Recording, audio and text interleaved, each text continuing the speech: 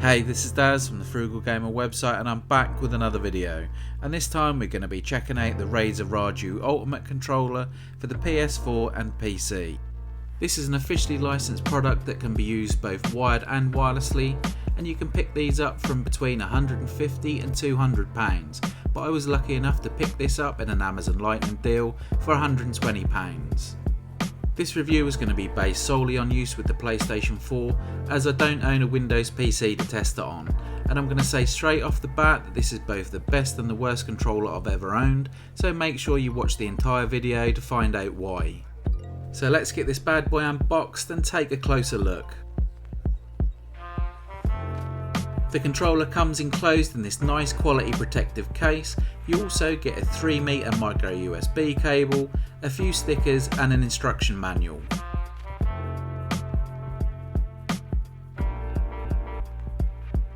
You also get 2 interchangeable thumbsticks in the carry case, plus an alternative D-pad.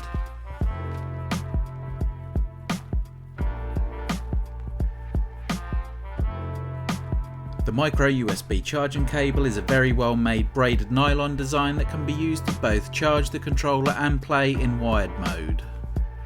You get one thumbstick that is slightly longer than the regular one, and this is a convex design, whereas the other one is the same length as the regular stick but comes with a dome design.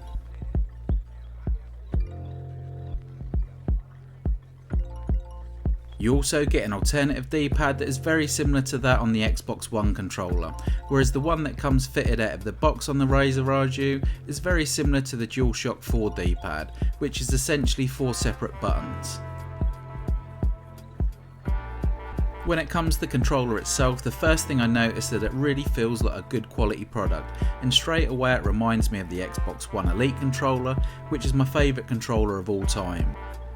It's nice and heavy and feels really good in the hands. It's got a soft rubbery finish that almost feels a bit like leather, and the ergonomical design makes it feel very comfortable to hold.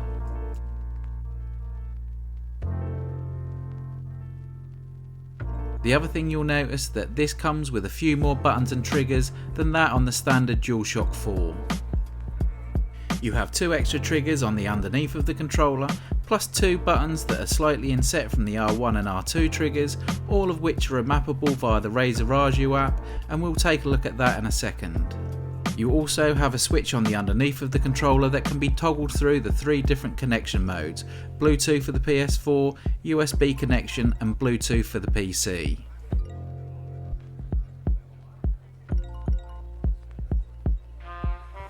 Now let's take a look at how we swap the thumbsticks and the D-pad.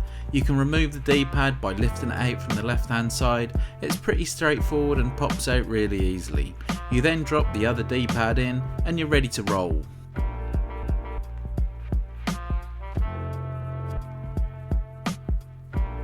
The thumbsticks also come off really easily, and you just replace the thumbsticks with the ones included in the carry case, twist them until they lock into place, and again you're ready to go. After several hours of play, I've come to the conclusion that my favourite setup of the thumbsticks is to have the standard one on the left and the domed thumbstick on the right. I did try the longer option on the left thumbstick, but it just didn't feel right to me, so I kept it to the standard one. And as you can see here, the longer one sits quite a bit higher. One other cool feature of this controller is these trigger stops, which basically turns the R2 and L2 into hair triggers. You can see here that the trigger on your right has the trigger stop enabled, which reduces the distance the trigger needs to travel to register the press, and this will help you get shots off faster in shooting games.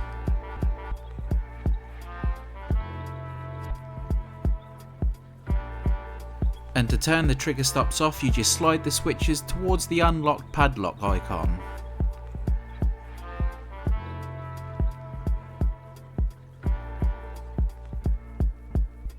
Now it's time to get it connected to both the console and the Razer Raiju app. To connect this to the PS4 console via Bluetooth, you'll need to select the correct option on the underneath of the controller via the switch, and then you need to go into your console settings and select the option to add a Bluetooth device.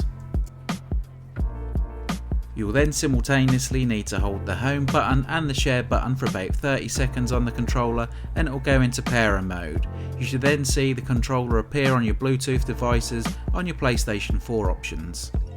Connecting via Bluetooth to a PC is pretty much the same process, but this time you just need to hold the home button and the options button simultaneously for 30 seconds for it to connect.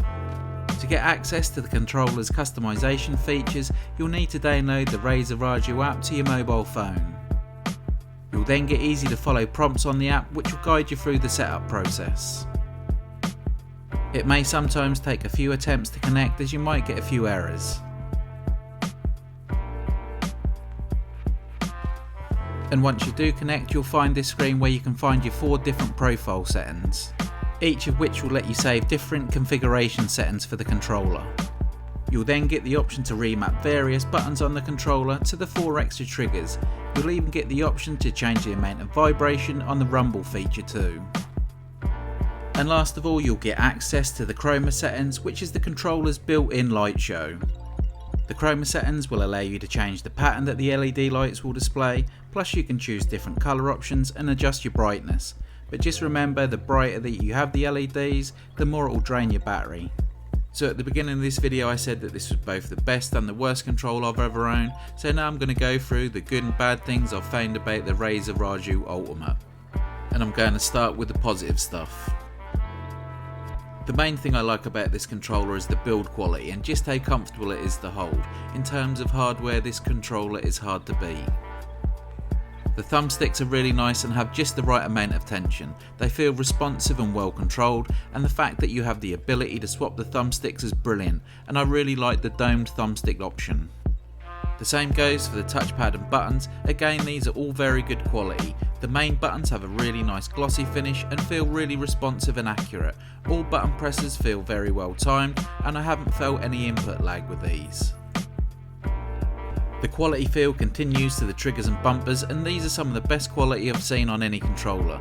The triggers on the underneath of the controller are well situated, and I prefer them to the type of triggers that you'll find on a scuff controller, as they're more like a solid button rather than a flappy paddle.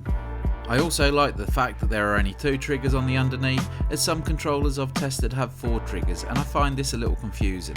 I also prefer the D-pads on this to that on the DualShock 4. When it comes to the extra M1 and M2 buttons, when I first got the controller I thought these would be a waste of time, but they actually turned out to be very handy. However, they may be hard to reach for people with smaller hands. Whilst playing Battlefield 5, I remapped the M1 and M2 buttons to carry out the weapon swap and reload functions. I found this really effective. It just takes a little while to get used to the extra buttons. The controller also has a rumble feature, and the amount of vibration can be adjusted on the app. Just remember that again, the more powerful the vibration, the more this will drain your battery.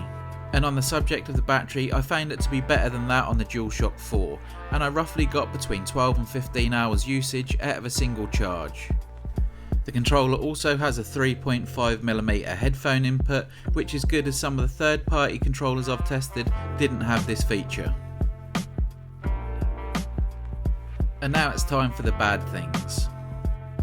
First off is the fact the controller has been disconnected several times each session. It reconnects again pretty quickly, but it's still a real issue. The controller also freezes. You can still use the 4 main buttons and the triggers, but the home button and everything else are unresponsive, and this means you need to turn the controller on and off to sort the problem.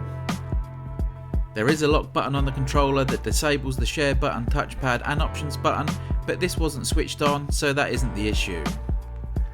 But the biggest problem I had was a stick drift issue, and this makes the controller pretty much unusable, as you have little control over the movement of the thumbsticks, making it impossible to manoeuvre whatever is on your screen accurately. This seems to be a problem with either the Bluetooth connectivity or the software, as I didn't get the issue when playing in wired mode, but I didn't pay £120 not to be able to use the controller wirelessly. And after doing some research online, it seems the stick drift issue is a big problem, even though the issue has apparently been sorted in a firmware update. And I was still having the same problem even though my controller was updated to the latest version, and it seems other people are too. I reached out to the Razer customer support on Twitter and they were really helpful and instructed me to reset the controller. I did this and it did cut down the frequency of the issues, but they still happen at least once or twice per gaming session. So overall, I think the Razer Raiju Ultimate controller is an excellent piece of hardware, and in that respect it's one of the best controllers I've ever used.